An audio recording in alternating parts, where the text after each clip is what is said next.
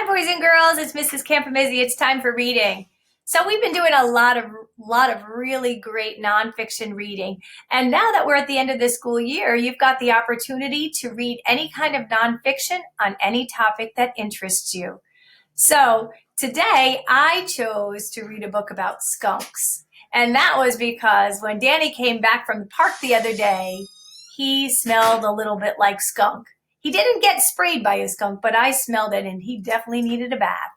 So that made me interested about skunks. And so I decided that today's book is going to be about that. Now remember, boys and girls, when you're done with your reading, you get to pick something from your choice board, some type of response. And the response that I plan to use today is to recommend another book on the same topic. So first things first is I have to read the book that I chose. And so it's called My First Animal Library, Skunks by Mari Shah. And here it is. It's a table of contents. I know that we're going to be reading about a stinky skunk, parts of a skunk, picture glossary, index, and to learn more. All right, let's read. A stinky skunk. Phew, what stinks? A skunk. Skunks can stink. The smell warns predators. Go away. One of the beauties of nonfiction reading, boys and girls, is you get the opportunity to get a close-up view of things that you don't often get to see. For example, a skunk. I'm looking very closely at this skunk, and I never realized that skunks have teeth like this, that they have sharp teeth.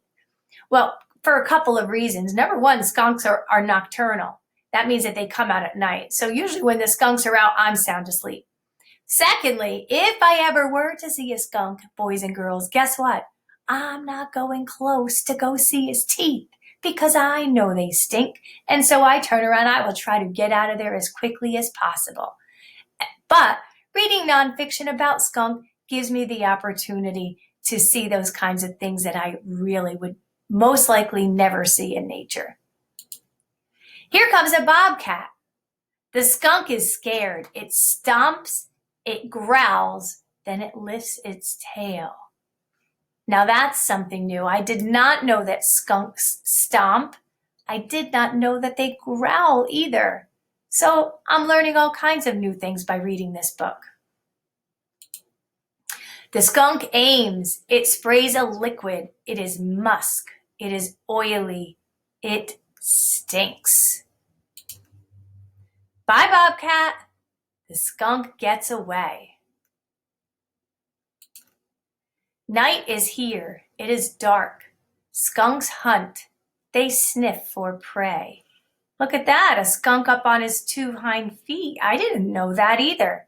Boys and girls, when you're a great nonfiction reader, remember, we read those pictures.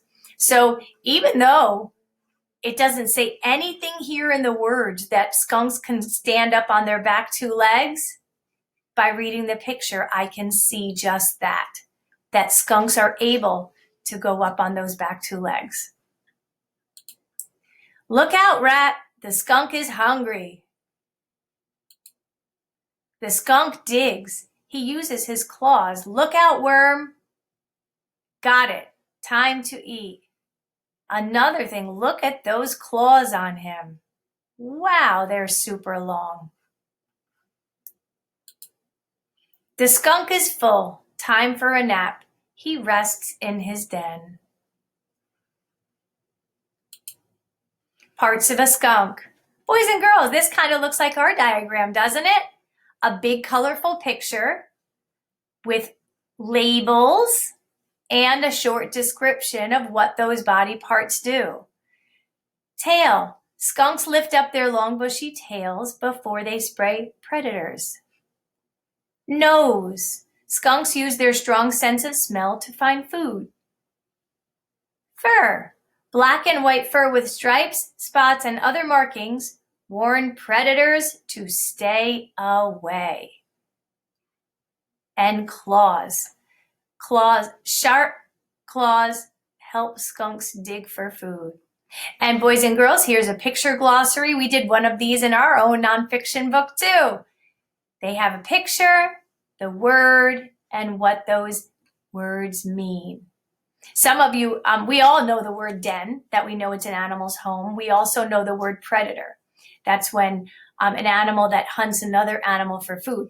But a new word was probably musk. And that's a strong smelling oily liquid that skunks spray out from under their tails. And prey is the animal that's hunted. Okay, so now what I'm going to do is I'm going to show you how I will choose another book on the same topic to respond in writing. So first thing, let me move myself out of the way. First things first is I put my title, let me make this a little bigger for everyone. I put the title of my book. The title was called My First Animal Library, Skunks, and the author was Mary Schuh. I took that from the book earlier. Now, it says another book that I would recommend about skunks is called. Well, how am I going to find that? I'm going to show you. I'm going to go to my getepic.com.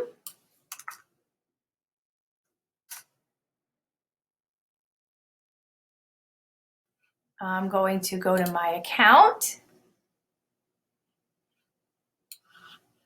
And right here when I get to search, I'm going to put in the word skunk. And when I hit skunk, look at all these books that came up. Now, I have to make sure, though, that I choose a nonfiction book. I'm not going to recommend Sammy Skunk's Super Sniffer, because that's a fiction book. I could tell just by looking at the cover. That's when animals are doing things that people do. That's not the kind of book that I want to recommend. But here's a perfect book right here, and it's called Super Cute Baby Skunks. And I'm going to go over here and I'm going to put that in. Super Cute Baby Skunks.